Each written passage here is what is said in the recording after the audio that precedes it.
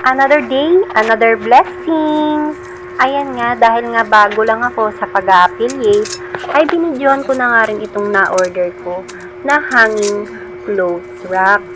Hindi ko alam kung yan talaga yung tawag nun, pero parang ayan nga, square cloth rack.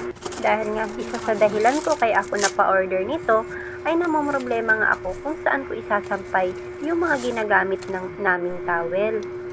Dahil nga na-open ko na ang laman ng box, ito nga pala yung mga nilalaman niya.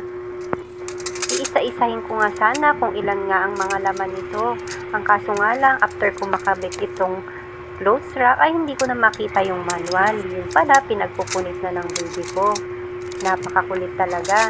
Pero ayan, pinakita ko na lang sa inyo kung anong mga laman talaga niya.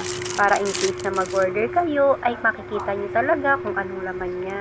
At kapag nga nag-order kayo, ay safe na safe nga itong darating sa inyo. Kasi nakabox nga ito at nakabubble wrap pa.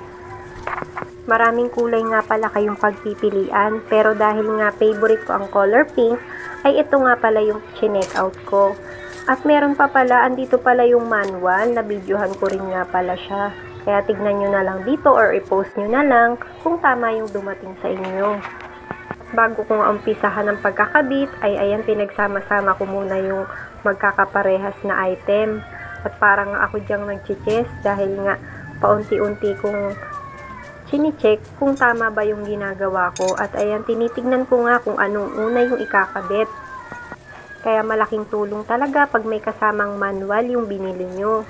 At ito na nga, inuumpisahan ko na nga ikabit. Ayan, bago ko nga siya ilagay, ay chine-check ko kung tama nga siya. Kasi kapag naikabit na, medyo matigas nga siya bago alisin. At ito na nga yung sinasabi ko sa inyo, nagkamali ako kaya inulit ko nga. Dapat pala ilagay muna itong pinakasapin doon sa stand niya at bago ilusot doon sa pinaka mga butas na yan. Ito na nga, panoorin nyo na lang kung paano ko siya ginawa.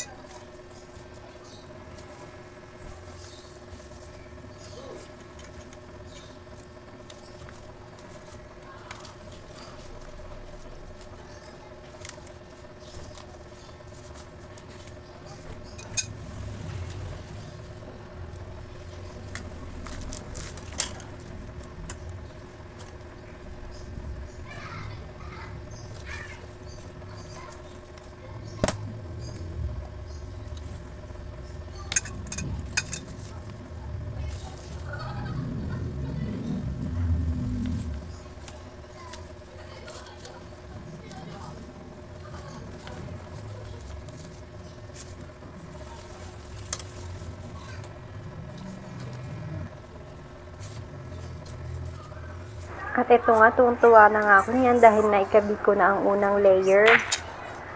Minamadali ko na nga rin pala itong ikabit kasi kakain na nga rin pala kami ng oras na yan.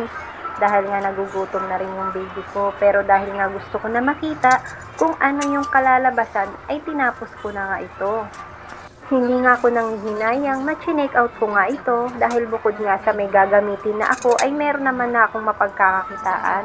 At yun na nga ay ang i-video ito.